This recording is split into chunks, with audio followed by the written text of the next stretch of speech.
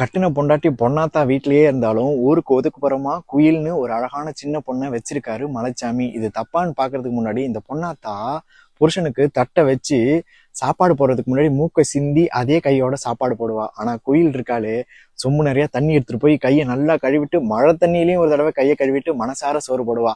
ஒரு சிட்டுக்குருவியை கூட ரசிக்கிறவரு மலைச்சாமி. அவரை கெட்ட வார்த்தையில திட்டுறவத்தான் பொண்ணாத்தா. தன்னை யாராவது பாராட்டிட மாட்டாங்களான்னு மலைச்சாமி ஏங்குறப்போ, ஒரு அம்மா தான் தான் புள்ள என்ன செஞ்சாலும் என் ராசா அப்படின்னு கொஞ்சம் ராசாவே வருத்தமானு வர்றவ குயில். எனக்கு ஒரு தாய்மடி கிடைக்குமான்னு மலைச்சாமி ஏங்குறப்போ, இவ அந்த மீன் குழம்பு சாப்பாடு போடுவா பாருங்க குயில். 20 வருஷத்துக்கு முன்னாடி அவங்க அம்மா கையால சாப்பிட்ட நினைப்பே அவருக்கு வந்துடும். எனக்கு கண்ணெல்லாம் கலங்கிடணும், எங்க அம்மா 4 மிளகா தட்டி போட்டு குழம்பு வைப்பா அதே மாதிரியே இருக்குன்னு சொல்லி அந்த ஆனந்த கண்ணீரை மலைச்சாமி கண்ணுல வர வைக்கிறா. ஆனா கெட்ட வாரத்துல திட்டி திட்டி கண்ணீரை வர வைக்கிறவதான் பொண்ணாத்தா. ஒரு தடவை ஒரு மூட்டை நெல்லை ஊருக்கெல்லாம் பிரிச்சு கொடுக்கணும்னு மலைச்சாமி ஆசைப்படுறப்போ, உங்க அப்பா விட்டு சொத்தான்னு பொண்ணாத்தா திட்டுவா.